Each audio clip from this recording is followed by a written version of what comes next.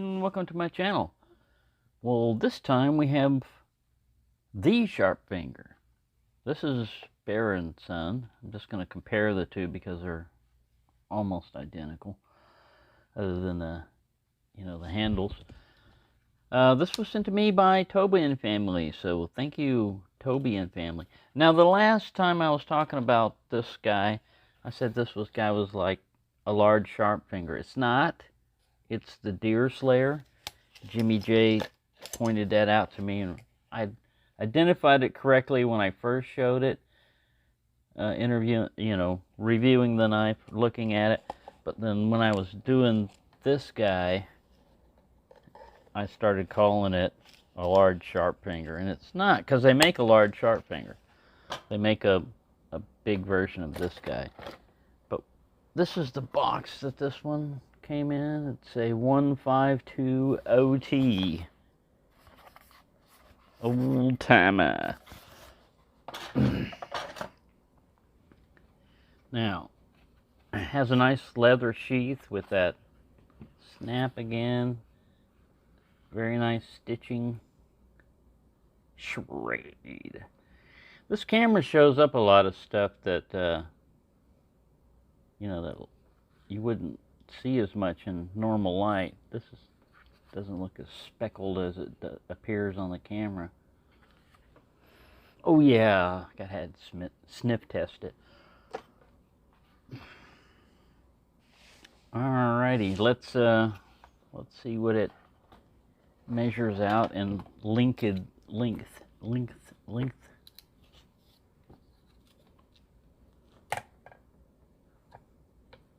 So overall, we got like, 7-inch or 18 centimeter. See what the blade cutting edge. I think it's like 3 inches. Yeah, we got a 3-inch cutting edge, and about 3 3/8 up to here. Let's check. Let's see if my calipers are still alive. Oh, they're awake. Calipers are waking up. I was just going to check the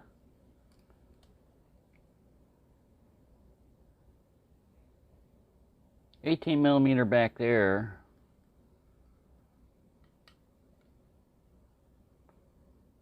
Got about a 3 millimeter blade thickness, or 13 thousandths, and this, I'm trying to get like the widest part.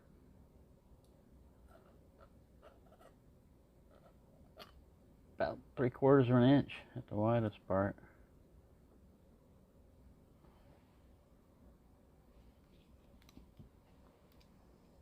Turn you off. Somebody said you hold one of these buttons and you can turn it off. It's not that. Try this. No.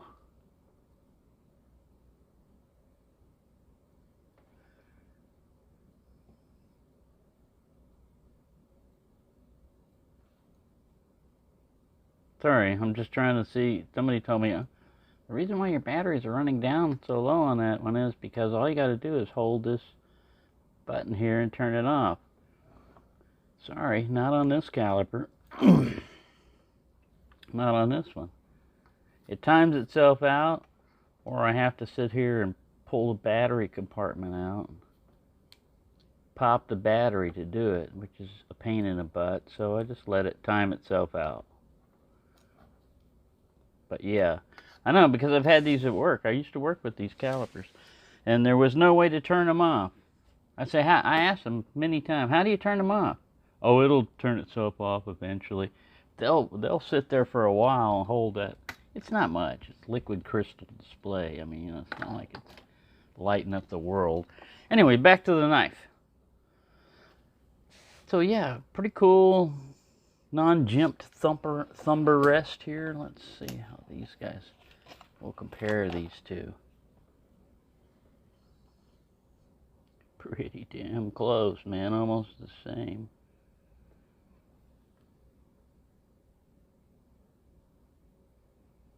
The Bear & Son's got a little bit more. I don't know if that's. I think that's just optical illusion. Because when you line the Ricasso up. Yeah. So, I think this handle looks better than this one. That's the only difference I got on between these two. I like the looks of this Delrin better than that one, but this one is good because it goes with all the other old timers, you know. Also, another thing I'd like to mention, this guy, I wore today the Schrade old timer buoy. The sucker's gone up in price on Amazon. It's like $45 or something like that now, and it used to be 20 something. It was like 24, 25. So at $25, it's a good value. When you start getting up to 40, it's still all right, but that may just be Amazon. I haven't checked Blade HQ or any of the other ones, but yeah, they all come with like these nice little leather sheaths. And another thing that Toby has helped me out with recently is the fixed blades, because I've had folders and everything. I've had a few fixed blades, but I did not have as many fixed blades as I do now, and that's an important part of the knife community that we kind of like overlook. There's some channels that are just dedicated to flippers. I mean, that's all they are. They're modern flippers. Then other ones are like a range of knives. And a lot of us, a lot of times, myself included, if they wouldn't have been sending a lot of these knives, I'd have been missing out on, like, I really like this. Makes me want to go out and slay a deer. Deer slayer. Yeah, but it's got a nice thin edge on it and stuff like that. Now, I've been told by people in comments and stuff that the older Schrades that were made in America were much sharper, held an edge better than the Chinese version.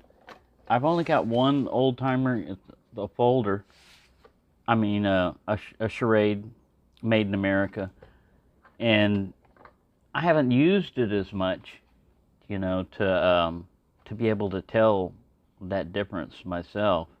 But so far, man, I like the shapes. Let's see, we got to cut something with this. I picked up this today. I was walking around in my morning walk around. What did I find out today? Well, there was a squirrel that was out in the front. I surprised squirrels and robins and stuff like that. They didn't expect me to be walking around, because everybody drives around here and everything. This is, I think, oak. I'm not sure. A little branch fell off a tree. There's some big oak trees up front. But the squirrel, he ran up in front of me, and I thought, wow, if I was starving, I didn't have an air pistol with me at the time, but I do have an air pistol. I could have popped him pretty easily. I mean, he just went up a little tree and just looked at me and like, ah, man. But I wasn't hungry, That's just the thing. He would have been a lunch if I'd have been hungry. Yeah, it does pretty good. This is pretty tough wood here. It hasn't snapped off the thing. It's still kind of green. I just saw it lying around. I thought, oh yeah, a stick. When you live in an apartment, we got an area out in front, like I said, but you just don't realize how many eyes are on you, even if there's not people there, especially if you were filming. Film before a live audience of people looking out their windows. Yeah. But anyways, these are pretty cool. Pretty nice. Let's get a weightage on him here if we can find the, I don't know where. Oh, there they went. Scale ran off. And this is Memorial Day weekend, so this is just to remember all those that died while serving their country. And it's not always in combat, man. A lot of people die in training accidents. I mean, we were having training exercises all the time, and people were getting messed up left and right. All right, 86 grams. Let's get proper motage going here. No, we don't need, is that ounces? I think it is. Yeah, 3 ounces. 3.04 ounces. So it doesn't take up a lot of weight. Let's throw this guy with the sheath. Let's give him the full effect. 4.5 ounces. Let's see if we can make it back to grams. No, we don't need that. We don't need that. We don't need grains. You're trying to fool me. Grams. 129 grams with the sheath. So yeah, they're pretty nice. They're pretty useful. Like I said, the best way for me, if I were carrying knives, would be to pair up sizes. You know, you'd have like a pocket knife for your little stuff, and then you could have a fixed blade. If you had a small fixed blade, you could probably eliminate the pocket knife if you had to. But if you had like a camp knife, you know, it had a can opener, like a little multi-tool, you know, and then a larger blade. And it just depends on how large you need your blade to be, you know. The larger blade can be really large, because then you need a big blade, you got a big blade. You want a big blade, you got one. And if you want to use something smaller, which most of the time you probably will use something smaller. Now, a lot of people skip the big blade, you know, part, either because of legal reasons or whatever. But I always like to have a blade that, you know, was like a minimum 4 or 5 inches. Now, the Schrade makes another one. This one's called the, it's not Wild Man. What the hell was that? Oh, Mountain Man, yeah. The Wild Man. They'd probably get in trouble for naming a knife like that now. You're implying that it could be used aggressively. No, wild just means wild. It doesn't necessarily mean that they're going to be crazy. Wild and crazy. But they make another one called the Mountain Lion, where this, instead of coming up like this, is more of a straight point one. But yeah, Schrade's got quite a few different knife shapes and sizes, and you could just do a whole collection just on old timers, or if you like the simulated stag Darylin stuff, you could do they have Uncle Henry, and then they've got the new Stagalon or something coming out that looks even better. There you go. Anyways, that's my little take on this knife. It's pretty cool.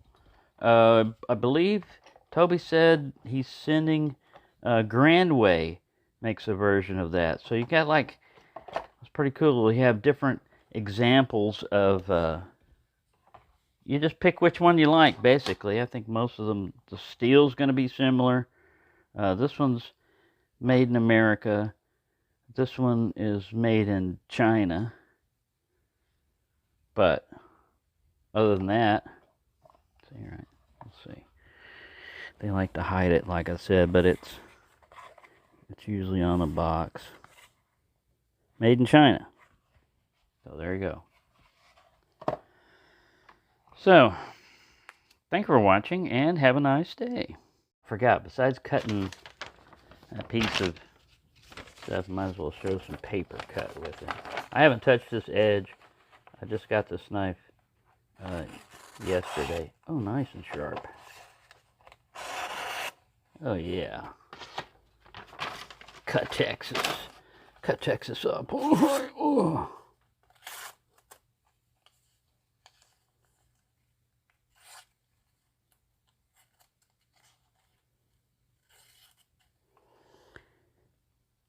Got a pretty good edge on it. Probably use a little stropping if you want to bring it out to a crazy edge. Yeah, I can see a few little minor things, but the fit and finish is really good on this. Sorry, I didn't show this thing up close. I keep forgetting.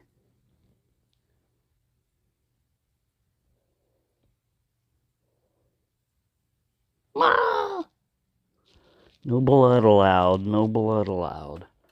So there you go. Yeah, that's a little cutting. And do we have the hobo can? I think it's going to be just like the other, you know, like the old timer. I mean the Uncle Henry. We're just going to go from... We'll go this way so you can see what's happening. Oh yeah, about average. 1/4 of an inch hobo armor test. Yep. Yeah, that upswept blade, what do they call it? A trailing tip? Trailing point or something? Is not as good for straight up thrusting. But if you angle it, if you angle it like this, now it just looks like a regular spear point. So you're going to have to go kind of at that angle if you want to do some pokey stabby. There you go. Thanks for watching and have a nice day.